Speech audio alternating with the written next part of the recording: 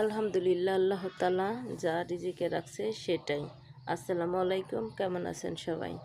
তো আমার আজকের ইফতারি কী ছিল সেটাই আমি আপনাদের সঙ্গে শেয়ার করব।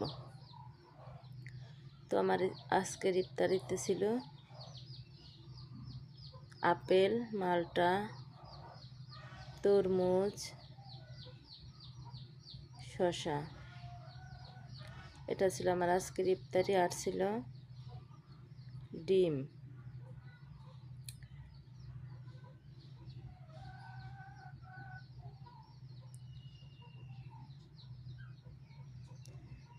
আর ছিল আমার ফেভারিট একটা জিনিস, সেটা হচ্ছে খিচুড়ি।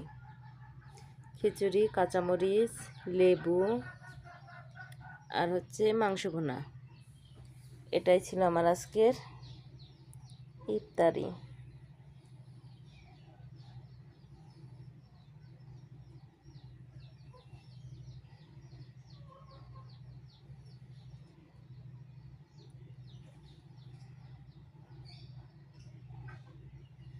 খিচুড়ি সবসময় আমার ভালো লাগে।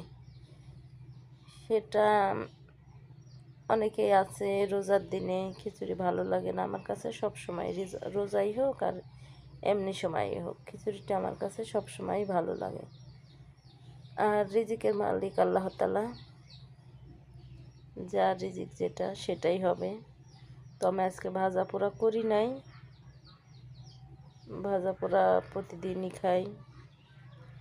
তো আজকে ভাবলাম খিচুড়ি খাবো লেবু দিয়ে।